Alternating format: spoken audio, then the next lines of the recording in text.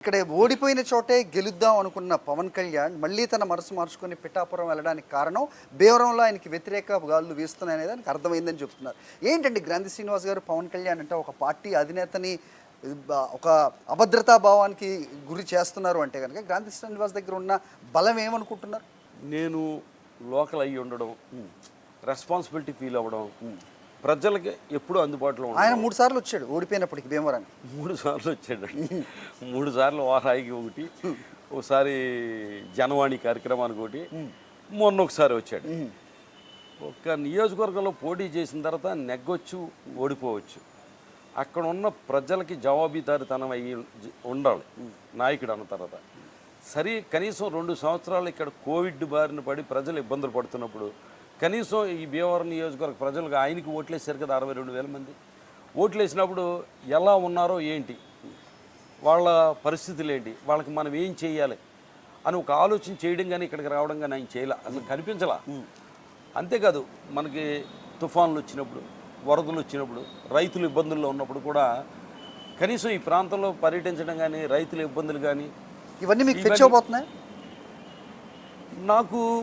నేను చేశాను అంటే నా రెస్పాన్సిబిలిటీతో చేశాను. నాకు గొప్పగా నేను చెప్పను, నా బాధ్యత అది. మిమ్మల్ని ఒక చిన్నపాటి రౌడీ నుంచి ఈరోజు ఒక పెద్ద దాదాగా అభివర్ణిస్తున్నారు. మిమ్మల్ని చూస్తేనో చాలా సాఫ్ట్గా కనిపిస్తున్నారు. ప్రజలు ఏ రకంగా తీసుకోవాలి? ఏ రకంగా తీసుకోవాలంటే కొద్దిగా పర్ఫెక్ట్గా ఉండాలని కోరుకుంటాను. పర్ఫెక్ట్గా ఉండాలనుకున్నప్పుడు, ఎవరన్నా పర్ఫెక్ట్గా లేనప్పుడు దాన్ని మనం స్ట్రాంగ్గా మన అభిప్రాయాన్ని వ్యక్తం చేస్తాం. అది ఏమనిపిస్తుంది అంటే, అది మామూలుగా మీరు ఇలా చూశారు, ఓకే, దూరంగా ఉన్నవాళ్ళు కోపం అనిపించదు. కోపం అనిపించదంటే కోపం ఓకే, పర్ఫెక్ట్గా లేనప్పుడు ఏమవుతుంది, మీకు పర్ఫెక్ట్గా లేనప్పుడు పర్ఫెక్ట్గా ఉండాలని కోరుకోవడాన్ని మనం గట్టిగా దాన్ని నొక్కి చెప్పడాన్నే కోపం అనుకోవచ్చు. మనం పర్ఫెక్ట్గా ఉండాలి, ఎదురోళ్ళు పర్ఫెక్ట్గా ఉండాలని కోరుకోవడానికి, దాన్నే రౌడీజంగా చూసాడు ఆయన పర్ఫెక్ట్గా ఉండడు కాబట్టి. రైట్, బాగా చెప్పారు సార్. అయితే ఇక మొత్తం మీ లిస్టు కూడా వచ్చింది, అభ్యర్థుల లిస్టు. పెద్ద ఎత్తున బీసీలకి పెద్దపీట వేస్తామని చెప్తున్నారు. ముఖ్యంగా ఈ భీమవరం తీసుకోండి, లేకపోతే నరసాపురం, ఒక ఆర్థికంగా బలంగా ఉన్న వాళ్ళకి ఇవ్వడం, లేకపోతే ఉన్నత వర్గాలకి ఇవ్వడం.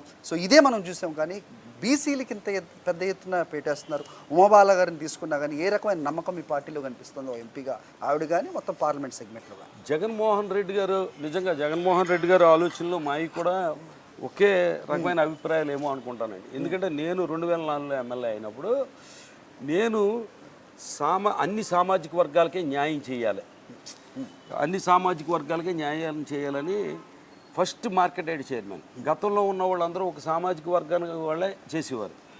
ఫస్ట్ క్షత్రియాస్కి ఇచ్చాం, తర్వాత మనం సెటిపల్జీ సామాజిక వర్గానికి ఇచ్చాం. అలాగా 1 by 1. ఇప్పుడు తర్వాత మనం చూసుకుంటే, ఇప్పుడు ఎమ్మెల్యే అయిన తర్వాత అగ్నికుల క్షత్రియులకు సంబంధించి ఇచ్చాం, తర్వాత ఇప్పుడు కాపు సామాజిక వర్గానికి ఇచ్చాం. అలాగే అందరికీ న్యాయం చేయాలి. అంటే మనం ఏదైనా సరే మనకున్న దాంట్లో నలుగురికి పంచాలనే ఆలోచన ఉంది చూసారా. అదే మీకు జగన్మోహన్ రెడ్డి గారు కూడా అధికారాన్ని మనం అనుభవించడం కాదు, అందరికీ పంచాలి, అందరూ అధికారాన్ని అనుభవించాలి. రాజ్యాధికారం ఇచ్చినప్పుడే వాళ్ళు ముందుకెళ్తారు అనేది నిరూపిస్తున్నారు అనేది మీ పార్టీ వాళ్ళు చెప్తున్నారు. బయట అవతల పార్టీ వాళ్ళు ఏ రకంగా దీన్ని చూస్తున్నారు? ఇప్పుడు 3 పార్టీలు కలిసాయి, ఒక రకమైన స్ట్రాటజీతో వాళ్ళు వస్తున్నారని చెప్తున్నారు. కానీ విపరీతమైన అసంతృప్తులు కనిపిస్తున్నారు. ఇది మీకు ఏ రకంగా హెల్ప్ అవుతుంది అనుకోండి సార్? ఇప్పుడు ఒక నిజాయితీ అనేది ఉండాలనేది నేను అంటాను. ఒక ఆలోచన, ఒక ఎమ్మెల్యే సీట్ ఇవ్వడము, ఒక ఎంపీ సీట్ ఇవ్వడము, ఒక జడ్పీడీసీ సీట్ ఇవ్వడమో, లేదా ఒక మున్సిపల్ కార్పొరేషన్ చైర్మన్ సీట్ ఇవ్వడమో, లేకపోతే ఒక మున్సిపల్ చైర్మన్ సీట్ ఇవ్వడమో, ఒక ఎంపీడీసీ ఇవ్వడమో అని కాదు.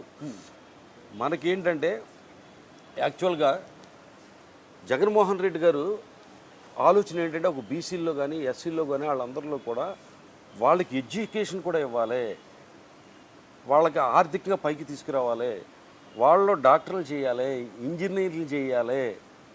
ఇది అంటే ఈ సీట్ ఇవ్వడమే కాదు, సంపూర్ణమైన వాళ్ళలో అభివృద్ధి చూడాలి. వాళ్ళు ఇంగ్లీష్ మీడియంలో చదువుకోవాలి, విదేశాలకు వెళ్ళాలి, వాళ్ళ పేదరికం కారణంగా చదువుకు దూరం అవ్వకూడదు అని ఆలోచన విధానం. ఏ ఒక్క చోట కూడా ఆయన ఆలోచన చూస్తే, పిల్లలు ప్రభుత్వ పాఠశాలలో చదువుకునే పిల్లలు పేదవాళ్ళు, వాళ్ళ బ్లాక్ బోర్డు మీద ఉన్న అక్షరాలకు సరిగ్గా చూడలేక, కంటి చూపు సరిగ్గా లేకపోతే, దానివల్ల వాళ్ళ చదువులో వెనకబడి ఉంటే దానికి తల్లి తండ్రి కూడా కనిపెట్టలేకపోయినా జగన్మోహన్ రెడ్డి గారు ఆలోచన చేసి ఆ ప్రభుత్వ పాఠశాలకు వెళ్ళే పిల్లలకి సంబంధించిన కంటి పరీక్షలు కూడా చేయించి వాళ్ళ కళ్ళజోళ్ళు వేయించి వాళ్ళ చదువులో వెనకబడకుండా ఉండడానికి అంత లోతుగా ఆలోచన చేసి చేస్తున్నాడంటే అది ఒక నిజాయితీతో ఒక ధర్మంగా రాజకీయ లబ్ధి కోసం కాదు, అది కాదు.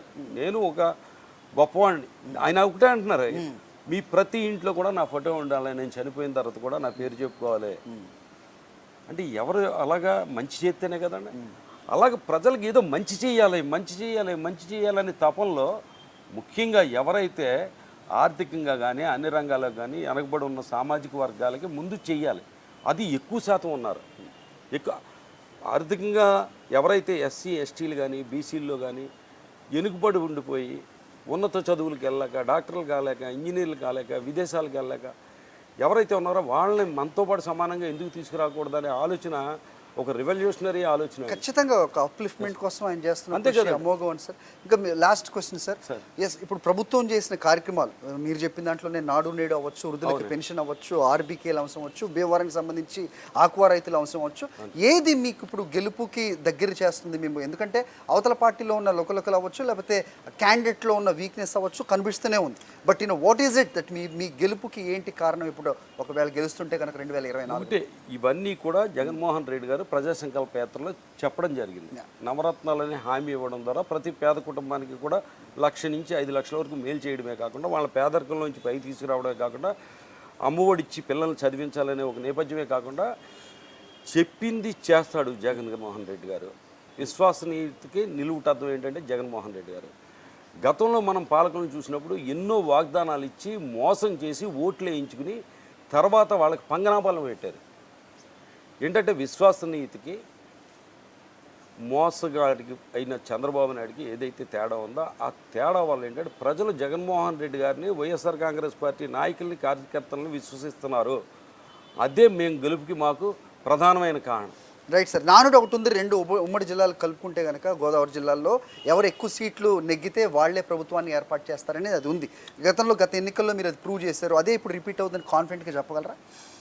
తప్పనిసరిగానండి. మళ్ళీ జగన్మోహన్ రెడ్డి గారు సీఎం ఈ రాష్ట్రానికి అవసరం కూడా.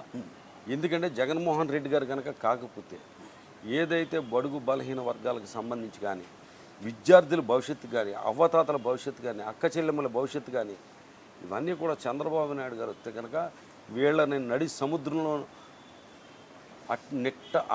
ఏదైతే అట్టడవులో వదిలేసినట్టే అవుతుంది. ఓకే, నిజంగా వాళ్ళ భవిష్యత్తు కోసం జగన్మోహన్ రెడ్డి గారు మళ్ళీ ముఖ్యమంత్రి కావాలి, అవసరం.